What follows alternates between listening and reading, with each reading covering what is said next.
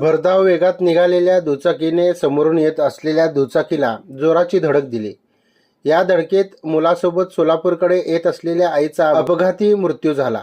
या अपघाताची नोंद 11 मे रोजी मुंद्रुप पोलीस ठाण्यात झाली आहे। हा अपघात विजापूर ते सोलापूर रोडवरील 11 मैल होनमुर्गी फाटा मंद्रुप येथे झाल्याचे पोलिसांनी सांगितले। दरम्यान प्रवीण पोमा राठोड वय 32 राहणार सेवालाल नगर मंद्रुप तालुका दक्षिण सोलापूर यांनी दिलेल्या फिर्यादीनुसार मोटरसायकल क्रमांक MS13DF 9456 च्या चालकाविरोधात मंद्रुप पोलीस ठाण्यात भारतीय न्याय संहिता 106, 125, 281, 324, मोटर वाहन अधिनियम 1988, 184 नुसार गुन्हा दाखल करण्यात आला आहे।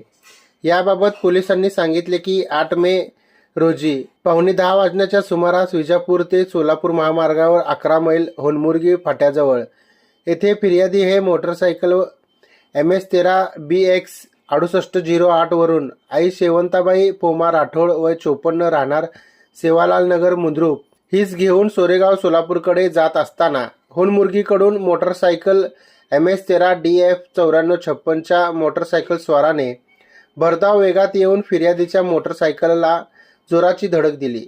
ही घटनेची नोंद मंद्रुप पोलीस ठाण्यात झाली असून पुढील तपास पोलीस उपनिरीक्षक काशीद हे करीत आहेत।